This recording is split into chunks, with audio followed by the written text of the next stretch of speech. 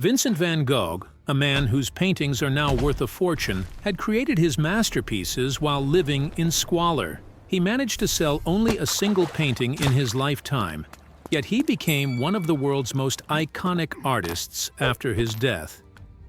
In his youth, he was known for having a rather brooding, introverted, and intensely religious personality.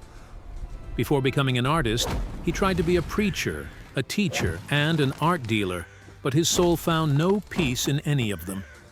He chose art at the late age of 27, and his first works were somber paintings about the hard life of coal miners.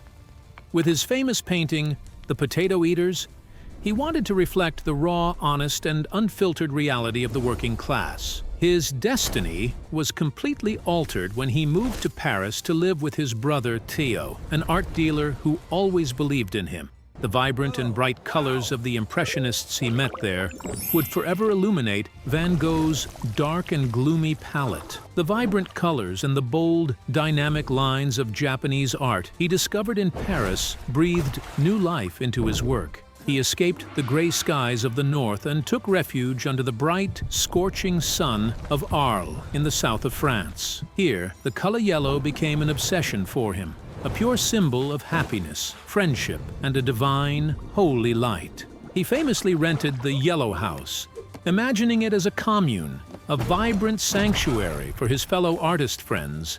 During this period, he painted his famous Sunflower series with an unprecedented passion, trying to capture nature's raw energy. To fulfill his dream, he convinced his friend, the master painter Paul Gauguin, to move to Arles after much insistence. However, the two painters' strong and clashing personalities caused constant and unbearable tension inside the same house.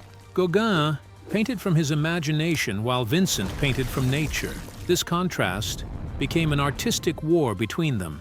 This stormy friendship came to a tragic end when, in a moment of crisis, Van Gogh cut off a piece of his own ear. After the incident, the shocked townspeople nicknamed him Le Fou Rou, the red-headed madman, and began to fear him.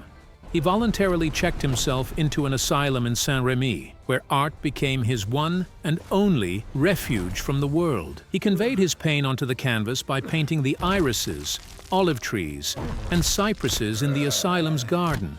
From the barred window of his room in the asylum, he created his mesmerizing and dizzying masterpiece, The Starry Night. Every thick stroke of paint from his brush was like a scream from his turbulent soul, a raw emotion made visible. He spent the last 70 days of his life in the town of Auvers-sur-Oise under the care of the melancholic Dr. Gachet. He worked at an incredible pace here, sometimes finishing more than one painting in a single day, as if racing against time. His final masterpiece, Wheatfield with Crows, is widely believed to be a haunting premonition of his impending end. At only 37 years of age, he shot himself in a wheat field and died days later in his brother's loving arms. In his brother Theo's arms, his final words were, reportedly, "The sadness will last forever," and then he was gone. The only person who supported him both financially and emotionally throughout his entire life was his beloved brother, Theo. Theo also died just 6 months after Vincent, and the two inseparable brothers are buried side by side today. The true architect of Van Gogh's fame today was the incredible and determined effort of his brother's wife, Johanna.